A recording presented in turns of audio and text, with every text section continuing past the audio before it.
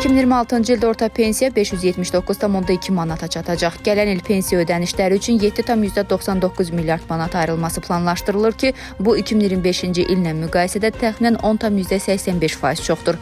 Qeyd edək ki, hazırda orta pensiya 536,5 manatdır.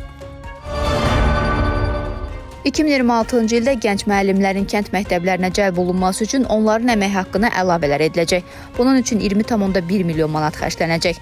Hesablamalar göstərir ki, kənd məktəblərindəki vakansiyaları seçəcək hər bir gənc müəllim orta hesabla maaşından əlavə il ərzində təxminən 2000 manat alacaq. ƏDV geri al mexanizmi indi bərbərxana, gözəllik salonu və kosmetoloji mərkəzlərdə də tətbiq ediləcək. Yəni, saç kəsdirərkən, dırnaq baxımı etdirərkən və ya kosmetoloji xidmətlərdən istifadə edərkən ödədiyiniz ƏDV-nin bir hissəsini geri ala biləcəksiniz. Azərbaycan gələn il süni intellekt, kibertəhlükəsizlik və rəqəmsal inkişaf sahələrinə milyonlarla manat yatıracaq. Dövlət büdcəsi layihəsinə əsasən süni intellekt strategiyasına 5 milyon manat, informasiya və kibertəhlükəsizlik strategiyasına 5,8 milyon manat, rəqəmsal inkişaf konsepsiyasına isə 5 milyon manat ayrılacaq. Sumqayıt şəhəri ilin sonuna da 100 ədəd sıxılmış təbii qaz və elektriklə işləyən avtobusla təmin olunacaq. Yanvardan isə kart sistemi tətbiq ediləcək. Qeyd edək ki, sıxılmış təbii qazla işləyən avtobuslar həm yanacağa qənaət edir, həm də ətraf mühiti daha az çirkləndirir. İctimai nəqliyyatda gediş haqqı isə 60 qəpik olacaq.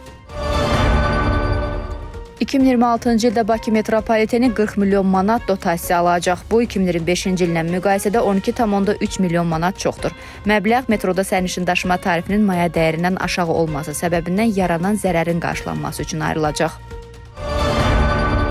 2026-cı ildən hibrid və plug-in hibrid avtomobillərə, yəni həm yanacaq, həm də elektriklə işləyən maşınlara vergi güzəşti ləğv olunur. Amma yalnız tam elektriklə işləyən avtomobillər üçün güzəşt qalır.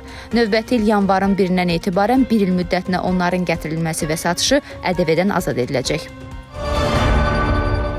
iPhone 2027-ci ildə 20 illiyini qeyd edəcək. İddialara görə Apple iPhone 19-u keçərək birbaşa iPhone 20 ilə bazara çıxacaq.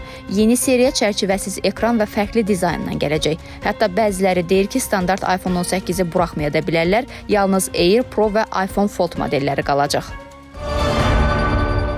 Pop kralı Michael Jackson'ın qızı Paris Jackson atasından qalan 65 milyon dollarlıq mirası qısa zamanda xərcləməsi ilə gündəmdədir. Xarici mediaya görə Parisin dəbdəbəli həyatı, şəxsi təyyarələr, dizayner geyimlər və 5 ulduzlu tətillər ailəsini narahat edir. Məhkəmə sənədlərində onun təkcə 2021-ci ildə 3,27 milyon dollar xərclədiyi göstərilir. Qardaşları Prince və Big isə eyni dövrdə xeyli az xərcləyiblər. Kanada, Amerika Birləşmiş Ştatları və Böyük Britaniyadan olan tədqiqatçılar ayın 6000 kraterini təhlil edib. Onlardan 38-i platin, palladium və rodium kimi bahalı metalların ən yüksək ehtimal olunduğu yerlər kimi seçilib. Əgər bu tapıntı təsdiqlənsə, ay kosmik mədənçilik üçün gələcəkdə böyük resurs mənbəyi ola bilər. Yaxın gələcəkdə kuryerlər telefonsuz işləyəcəklər. Belə ki, texnologiya nəhəngi Amazon kuryerlərin işini asanlaşdıracaq süni intellektli eynəklər üzərində çalışır. Bu ağıllı eynəklər sayəsində kuryerlər artıq telefona baxmadan bağlamaları skan edə, marşrut üzrə addım-addım təlimat ala və çatdırılmanı təsdiqləyə biləcəklər. Qurğu kuryerin geyimindəki idarəetmə cihazına qoşulacaq və dəyişdirilə bilən batareya, idarəetmə düymələri və təcili yardım funksiyaları olacaq. Noyabr ayı adətən ölü turizm mövsümü hesab olunur. Buna görə də bir çox turistlər bu dövrdə daha ucuz və sakit istirahət imkanları axtarırlar. Sosial şəbəkələrdə noyabr ayında temperaturun 21 dərəcədən aşağı düşmədiyi ən isti turistik məkanların siyahısını təqdim edib.